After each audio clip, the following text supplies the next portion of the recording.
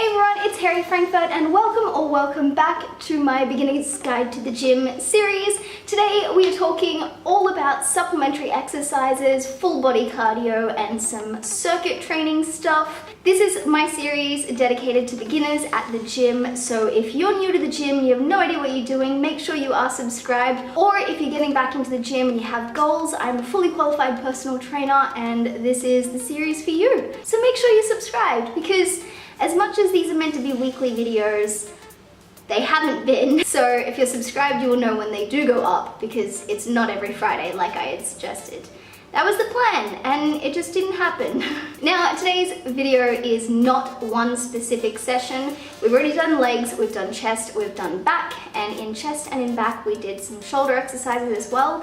In this, we are doing anything that isn't a legs day exercise or a chest day exercise. We're doing cardio things, we're doing full body functional stuff, we're using core, we're using shoulders, we're using legs and arms, and we're going from standing to lying down to prone to all sorts of things. All of these exercises are magnificent for fat loss, specifically boosting your metabolism and getting you into ketosis, which is the state of fat burning. So if you guys didn't know, I am on the keto diet, if you will. I eat a low carb, high fat diet, and that is to get into ketosis. But if you're wanting to burn fat, boost your metabolism and get a hormonal response, which is amazing, I don't know why you wouldn't want to do those things, then you will love these exercises specifically. And if you want to get into ketosis and be burning fat all the time, then check out my videos on the keto diet. Starting off with some amazing TRX jackknives. These are an exercise where you're putting your feet into the straps of TRX.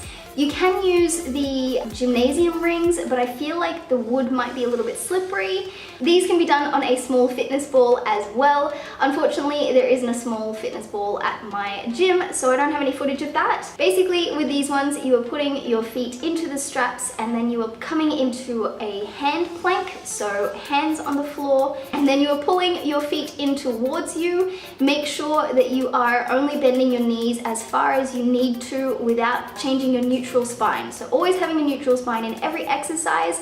These are great because they are a stability exercise. You need to balance your legs and stop them from swaying around in the straps. You need to control all of your body and keep it like a plank, which if you're not on the floor is a lot more difficult. And then of course you're using your abdominal muscles to pull your legs in towards you. If you want to make these even more difficult, pull your feet in towards you and keep your knees straight, so that you kind of come up to like an apex. These are just incredible, incredible, incredible. Also working the arms and the shoulders because you're keeping your upper body stable as well. The whole thing is just amazing. Then if you're not quite at that level yet, you can come down to just a regular plank, or we have Bosu planks, which are also a great way of making a plank more difficult, because once you can do a plank for 30 seconds and you can do it for a minute, you can keep pushing it up and do a 5-minute plank. But why not just make it more exciting to do a plank?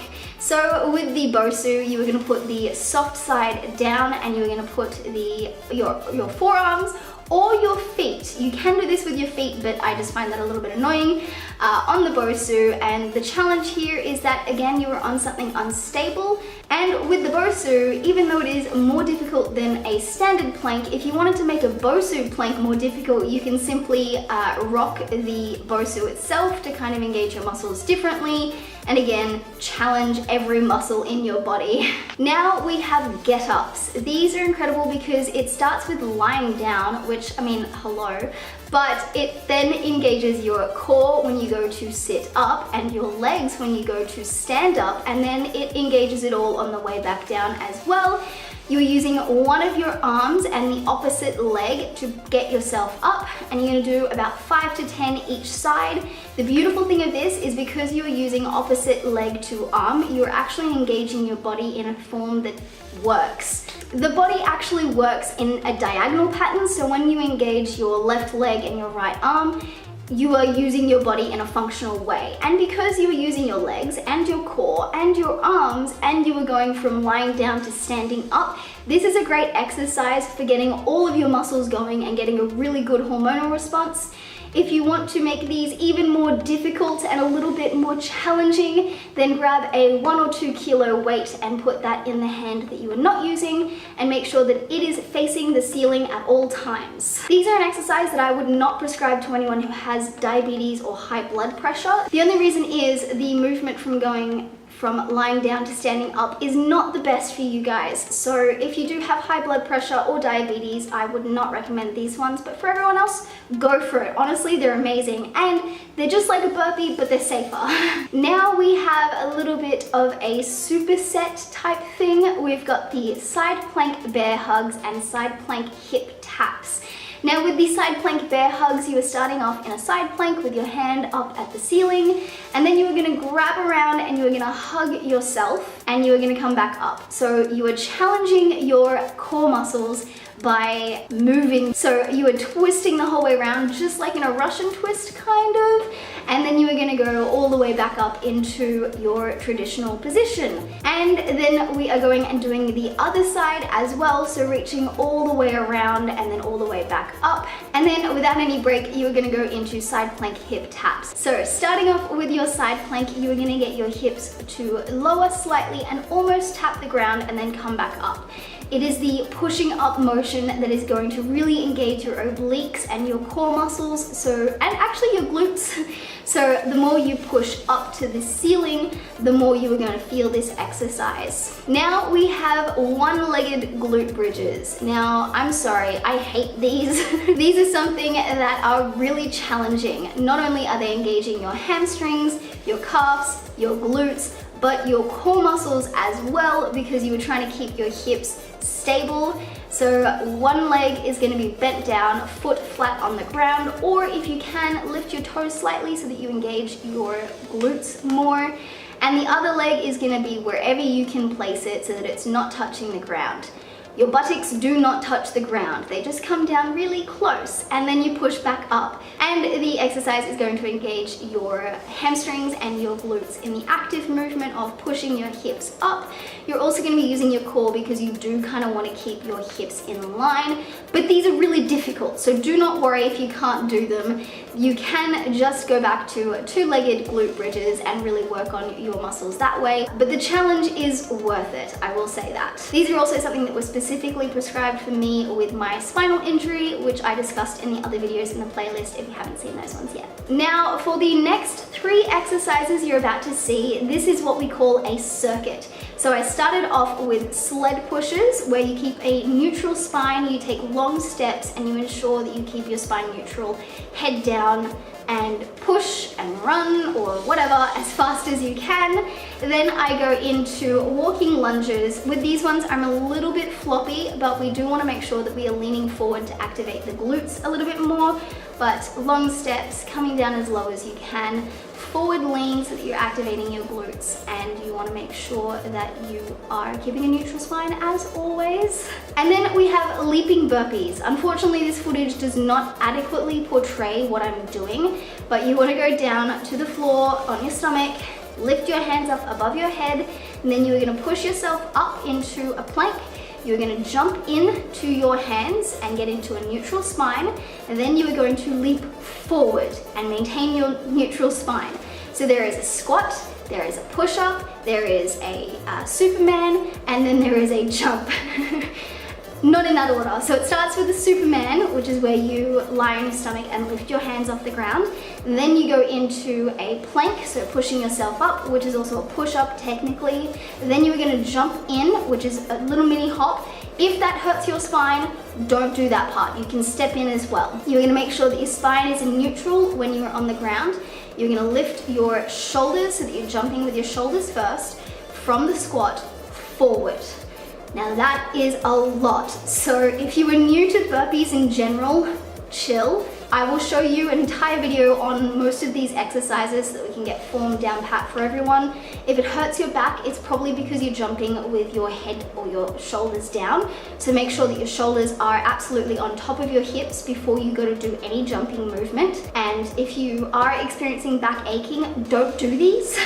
Simple as that. So with that, you can see it is a circuit because between each of the exercises, there is minimal to no rest. And then after that, I let myself have a rest for about a minute and then I go back into it and I do it 5 times because why the fuck not? Now, squat thrusters are the combination of squats and shoulder presses. So you do a squat with dumbbells in your arms up above your shoulders, and then you just use your legs and you push up and go all the way out so that your elbows straighten. The beauty with these ones is they're simple, and if you can't do a weighted squat with, say, a barbell or more, then it will be making squats more challenging, but also not so challenging that you can't do it. And because it's engaging 2 separate muscle groups, you're getting a more hormonal response and you're using more muscles and you are getting a better metabolic response as a result. Now we've got lunge thrusters. Similar concept, opposite leg to arm, just like in the Russian get-ups, and you are going down into a lunge with that hip hinge, and then you are going to come up and thrust directly above your head as well. These ones are a little bit more challenging, but I think they definitely pay off. Same thing, but because you are challenging your balance as well, you're getting a little bit more of a response, which is great.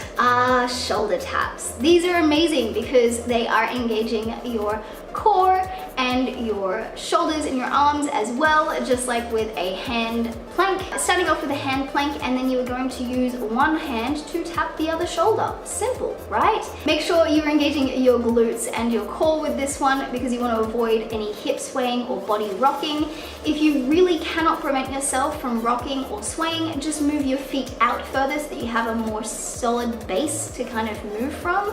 But the concept is you're just gonna tap your shoulders. I do 10 each arm and you can do however many you want. Commandos, oh my God. These are basically going from a standard plank to a hand plank. And again, you are making sure that you are preventing as much of that body rock or hip sway as you can. So tight glutes, and again, if you can't do that, just separate your legs a little bit so that you don't get as much rocking and swaying and movement through the midsection. Basically going from a standard plank and you're putting your hand in the position of your elbow, and then doing the same with the other arm, and then you're coming down with the first arm that you went up with, and then down with the second arm that you went up with. These are challenging, they are great. They will engage pretty much all of your upper body, to be honest with you. Great for your shoulders and your chest and even your back because of the rocking and the swaying aspect. Balance is engaged, glutes are engaged because you're preventing yourself from moving. I love these and I hate these. They are challenging, they are fun, and I think they're great, so definitely give these a shot. Medicine ball chest passes. These are amazing because you are using all of your arms and all of your chest and your back a little bit as well to do these. You are basically just passing the ball to a wall, and it is a medicine ball, so it's weighted. So when you press out, it's like a chest press, and then when you receive it, it's kind of almost like a row. So doing that quickly, you will engage your triceps and your chest, but also your biceps and your shoulders as well as you are doing this movement fast. If you want to make it more difficult, more challenging, more of a cardio and a metabolic response, then just add some squats, and you can do a squat, chest pass, squat, chest pass, squat, chest pass, or you can do a squat and then a high chest pass, which will engage more of your shoulders as well and makes it more challenging. I think this exercise is great and I do it pretty much all the time. And then the last exercise that I have footage for here is the medicine ball or sandbag slams. These are really annoying when you do it with a medicine ball because the medicine ball bounces, and I find that you don't get as much of a hip hinge involved in the medicine ball ones. So use a sandbag and you are going from a hip hinge to slam the ball down, and then you are going from your hip hinge into a squat to pull the ball towards your chest, so that's kind of like a row motion.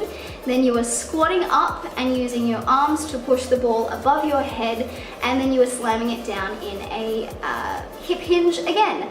So that movement in and of itself is going to engage every muscle of your body because you've got a squat, a hip hinge, row, you've got a shoulder press. So that is basically every exercise that you could do kind of almost. Always make sure that you're keeping the medicine ball or the sandbag really close to your body, because the further away from your body, the more pressure you're putting on your spine, which is not a fun time. So hip hinges and keeping the ball close to you, and glutes and core and all of the fun stuff. So guys, with these ones, if you wanted to combine them with other things, you have a great example of a circuit in this video as well. You can basically combine any of these exercises and put them in a circuit and then move on and do other exercises as well. This is great for a cardio or a HIIT training session as well. So doing any of these exercises for 20 or 30 seconds and then resting for 10 seconds and going straight back into it. You can also do an AMRAP, or you can do a every minute on the minute. These are programming things that can make an exercise or a workout more challenging without actually increasing weight or changing the exercise as well. So by combining certain exercises together, you will feel it more in a specific muscle as you fatigue that more. For example, if you combine commandos and shoulder taps, you will feel it more in your shoulders. However, if you combine shoulder taps and TRX jackknives, you'll feel it more in your core. So depending on what you want to fatigue the most, you will combine things differently. And if you want to get an amazing metabolic response from this and have that incredible fat burning feeling, then go from prone or lying down exercises to standing up exercises. For example, you could do the squat thrusters into the commandos and do those in a circuit, or you could do the Russian get-ups and the TRX jackknives and then the medicine ball chest presses. So you're going from standing up to lying down to standing up, and that will make sure that your body is working really hard to keep you from falling over. Basically, combining exercises that are lying down and standing up gives your body a challenge because it needs to kind of circulate blood differently. Okay, that was a very long list of exercises. I hope you guys appreciate all of the exercises that I have here. If there's a particular exercise or a particular portion of programming that you would like to know more about, leave it in the comments down below so that I can get to that video faster. And you will see me in the next video, which is one of these ones. So make sure you are subscribed so that you know when it goes up, and that bell notification is fantastic. It will actually tell you when I have a new video up, because even I don't know. So anyways, bye.